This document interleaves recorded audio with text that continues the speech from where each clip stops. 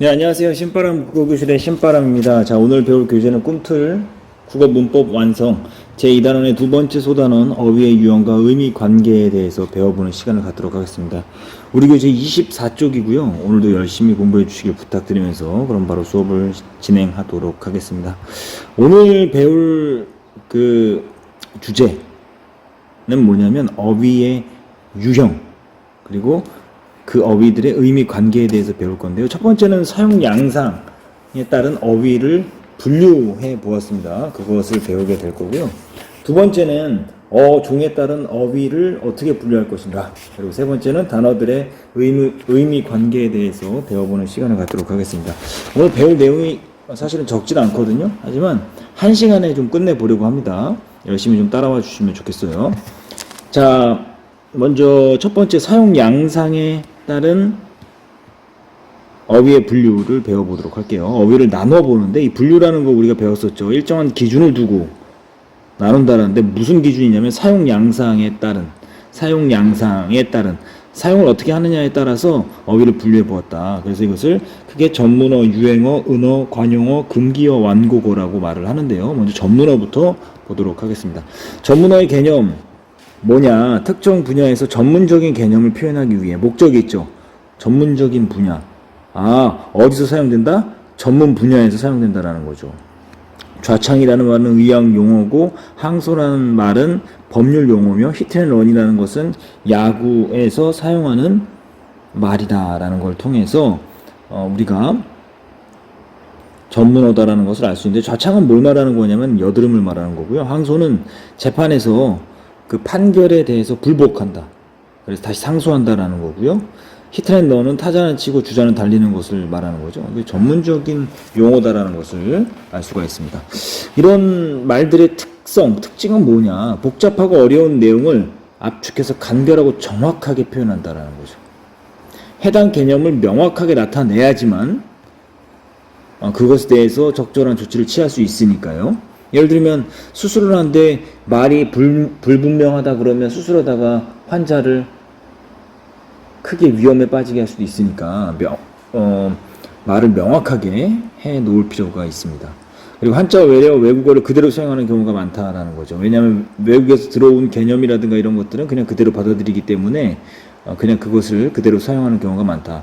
일반인들은 의미를 잘 몰라서 의사소통에 어려움을 겪을 수 있다는 거죠. 이것은 전문 직종에 근무하는 분들만이 알 수 있는, 어찌 보면 또 넓은 의미에서 은어에도 속할 수 있습니다. 그래서 의사소통에 어려움을 겪을 수 있다는 거 기억해 두시면 좋을 것 같습니다. 두 번째는 유행어인데요. 유행어는 여러분들이 잘 아실 거예요. 비교적 짧은 시기에 여러 사람의 입에 오르내리는 말이다라는 거죠. 그래서 어떤 특징이 있냐면 짧은 기간에 쓰이다가 사라지지만 일부는 계속 사용된다는 특징이 있고요. 당대의 사회와 문화를 반영하고 있다. 그리고 사회 현실을 비판하거나 풍자한다는 것을 알 수가 있습니다. 재미있고 신선한 느낌을 주기 때문에 입에 착착 달라붙는 느낌이 들기도 하고요. 지나치게 사용하면 개성이 없고 가볍다라는 인상을 줄 수 있다. 이게 단점이 될 수 있겠죠. 그래서 뭐 얼짱이니 훈남이니 이태백이니 이런 말들 여러분들이 많이 쓰고 있는 거죠. 자, 세 번째는 은어입니다. 특정 집단이나 계층에서 다른 사람이 알아듣지 못하도록 만들어 쓰는 말이다. 다른 사람들이 알아듣지 못하게 하려고 만든 말이기 때문에 비밀을 유지하는 암호의 성격을 지니고 있고, 그리고 의미가 널리 알려지면 은어의 기능을 잃게 되는 것이고요. 집단 구성원들 간의 결속력을 높여주고 동료의식을 심어준다는 거죠. 하지만 은어를 모르는 사람은 소외감을 느끼며 의사소통에 어려움을 겪는다는 거예요. 그래서 이 넓은 의미로 놓고 보면 전문어도 은어에 들어갈 수 있다라고 아까 그래서 말씀드린 겁니다. 관용어, 둘 이상의 단어들이 결합하여, 둘 이상의 단어입니다. 특별한 의미로 사용되는 관습적인 말이다. 발이 넓다, 손때가 묻다, 미역국을 먹다, 국수를 먹다, 이런 것은 새로운 의미를 만들어내는 거죠. 발이 넓다라는 것은 뭡니까? 인맥이 두루두루 넓게 형성되어 있다는 것이고, 손때가 묻다라는 건 내가 자주 사용했다라는 뜻이고, 미역국을 먹다라는 것은 시험에서 낙방했다라는 것이고, 국수를 먹다라는 것은 결혼을 했다라는 의미를 갖고 있지요. 그렇기 때문에 이 관용어는 그 나라의 고유한 문화와 관습을 반영하고 있다. 관용어로 굳어진 단어 사이에 다른 단어를 넣기가 어렵다는 거죠. 국수를 맛있게 먹다 이렇게 하면 안 되는 거예요. 그런 관용적 의미가 사라지게 되는 거죠. 일반적인 표현에 비해 인상 깊게 표현할 수 있다는 거죠. 상황이나 문맥에 맞게 사용하면 효율적인 의사소통이 된다. 전달하고자 하는 내용을 아주 효과적으로 전달할 수 있기 때문에 이런 경우는 아주 어휘력이 훌륭한 사람만이 사용할 수 있는 것이다라고 말씀드릴 수가 있습니다. 금기어하고 완국어는 같은 말인데요. 금기어하고 완국어를 좀 우리가 좀 생각해 볼 필요가 있는데, 금기어는 부정적이고 불쾌한 것을 연상하는 말이고, 완국어는 금기어를 대체하는 말입니다. 그러니까 금기어는 해서는 안 되는 말이고, 완국어는 그 금기어를 돌려서 하는 말이죠. 그래서 변소 뭐 이런 것들 잘 쓰지 않죠. 화장실 완국어로 쓸 수 있고, 뭐 우리가 예를 들면 뭐 이런 뭐 똥이라는 단어 잘 안 쓰잖아요. 뭐라고 합니까? 뭐 응가 혹은 뭐 대변 이런 말로 우리가 사용하고 있습니다. 그래서 이런 것들을 우리가 잘 사용하면, 그리고 이런 것들을 금기어들을 사용하게 되면 다른 사람들에게 혐오감을 불러일으킬 수 있고 원활한 의사소통이 될 수 있습니다. 그래서 천연두란 이런 것들은, 왜냐하면 병에 걸리면 그 당시에는 이 천연두에 걸리면 쉽게 죽었거든요. 그래서 이런 말을 사용하지 않고 이것을 마마 혹은 손님이라는 완곡어로 사용해서 별 문제 없이 지나가기를 바라는 의미를 담아내고 있다라고 여러분들을 좀 알고 계시면 좋을 것 같습니다. 금기어의 특성을 보시면 금기어는 일상생활에서 잘 사용하지 않아요. 말 그대로 금기합니다. 두 번째는 금기어를 쉽게 사용하면 상대에게 불쾌감을 주고 예의 없는 사람이라는 인상을 줄 수 있기 때문에 이런 말을 사용하면 다른 사람에게 좋지 않은 인상을 줄 수 있으므로 사용하지 않는 것이 여러분들에게 유익할 거다라는 생각을 하게 됩니다. 그래서 여러분들 지금 이번 단원 배우는 것을요, 여러분들이 잘만 배워도 사실은 다른 사람들하고 이야기를 나눌 때 참 멋진 사람이다, 좋은 사람이다라는 인상을 줄 수가 있습니다. 자, 그럼 바로 확인하기 문제를 좀 들어가 보도록 할게요. 1번입니다. 다음 설명에 해당하는 어휘의 종류를 쓰세요 라고 했는데요. 1번, 신선하고 재미있는 느낌을 주고 그 당시 사회상을 반영한다. 신선하다, 재미있다, 당시 사회상을 반영한다 라는 것은 유행어라는 걸 우리가 아까 배웠었죠. 자, 두 번째는 암호의 성격이 있으며 지나치게 사용할 경우 집단 외부의 사람들에게 소외감을 줄 수 있다. 이것은 은어다라고 말씀드릴 수 있고요. 3번, 복잡한 내용을 정확하고 간단하게 표현할 수 있지만 일반인의 경우에는 이해하고 어려워 원활한 의사소통이 힘들다.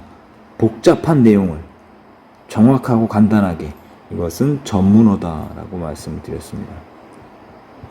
여러분들이 문제를 푼 다음에 이 동영상 강의를 보셔야 합니다. 자, 2번 보도록 할게요. 보기에 기억과 니은에 주로 사용된 어휘들의 종류를 각각 쓰세요. 자, 기억, 시스템을 백업하고 소프트웨어 및 드라이버 업데이트 등의 작업을 수행한다. 이것은 전문적인 분야에 사용되는 말이니까 전문어다 라고 알 수 있고요. 두 번째, 경제가 어려워지고 실업자의 수가 증가하면서 이태백, 명태.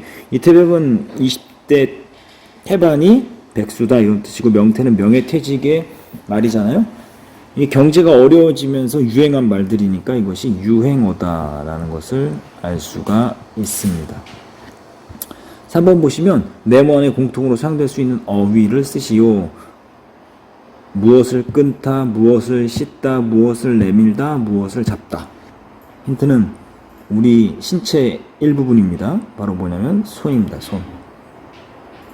자, 손을 끊다라는 의미는 뭐죠? 관계를 끊다라는 거죠. 손을 씻다라는 것은 어떠한 나쁜 일을 하던 것을 이제 하지 않는다라는 의미고, 손을 내밀다라는 것은 다른 사람과 관계를 맺기 위해 먼저 내가 노력한다라는 뜻이고요. 손을 잡다라는 것은 다른 사람과 뭔가 관계를 맺기 시작했다라는 의미를 담고 있습니다.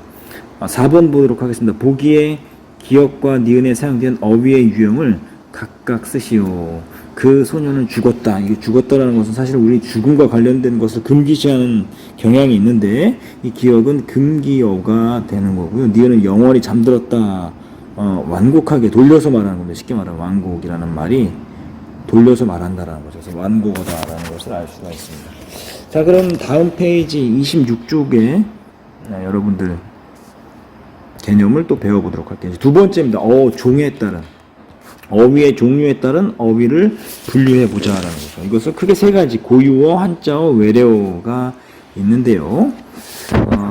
먼저 고유어부터 살펴보도록 할게요. 이게 순우리말이다라고 기억해 두시면 좋을 것 같아요. 예로부터 사용해온 순우리말.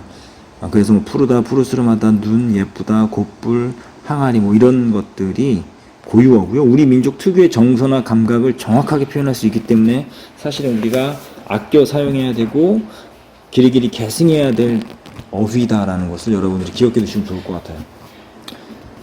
근데 우리가 언어의 특징 중에 역사성이라는 게 있잖아요. 언어가 생성되고 발전하고 소멸되는데 사용하지 않으면 그 말이 사라집니다. 그래서 우리가 많이 사라졌어요. 그래서 많이 고유어를 사용할 필요가 있습니다. 두 번째 한자, 우리말의 한 60-70%가 한자어라고 하는데요. 한자를 기반으로 해서 만들어진 말인데 이 특성이 뭐냐면 추상적인 생각, 눈에 보이지 않는 것들을 나타내는 말이 많고요. 중국의 한자를 기반으로 우리가 만든 말이고 일본에서 만든 말 등도 있다는 거죠. 그러니까 한자식, 그러니까 한자어도 일본식 한자어가 있고 우리식 한자어가 있다는 거 기억해 두시면 좋을 것 같아요.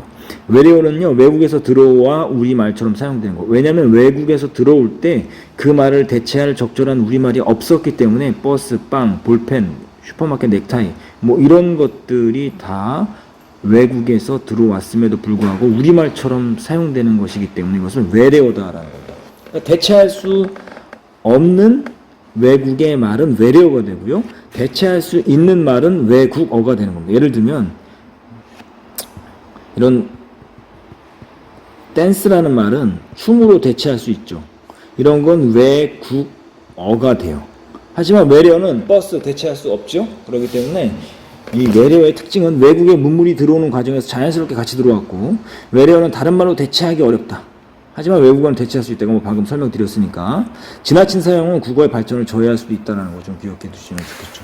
우리나라는 대체적으로 이런 경향이 있는 분들이 있어요. 뭐 예를 들면 뭐 외래어를 외국어를 잘 사용하면 뭔가 지식이 넘치는 지식이 넘치는 사람을 인정해주는 경향이 있는데 그건 좋지 않습니다. 오히려 우리말을 잘 사용하는 사람이 더 멋진 사람이다라는 것을 여러분들이 기억해 두시면 좋을 것 같아요. 단어들의 의미 관계에 보시면 첫 번째는 유의, 반의, 상하 이렇게 나눌 수 있는데요. 이런 것들은 무슨 관계인지 좀 살펴보도록 하겠습니다. 자, 유의 관계. 말소리는 다르지만 의미가 비슷한 관계. 어머니, 엄마, 모친 다 비슷하죠? 얼굴, 낯, 안면. 가끔 덜어 이따금. 그러니까 소리는 달라요. 쓰는 건 다르지만 의미는 비슷한 관계가 유의, 비슷한 말이다 이런 뜻이고요. 반의 관계, 의미가 서로 반대된다. 남자, 여자. 그러니까 이 반의는 좀 착각하지 않으셨으면 좋겠는데요. 오직 하나의 의미 요소만 다르다는 거죠. 성별로 남자, 여자. 넓다, 좁다.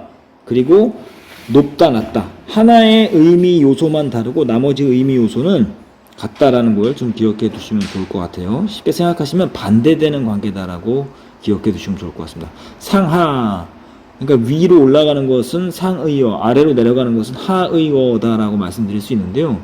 한번 이 개념을 한번 정리해 드릴게요. 둘 이상의 단어 중 한 단어의 의미가 다른 단어에 포함되는 관계다라는 거죠.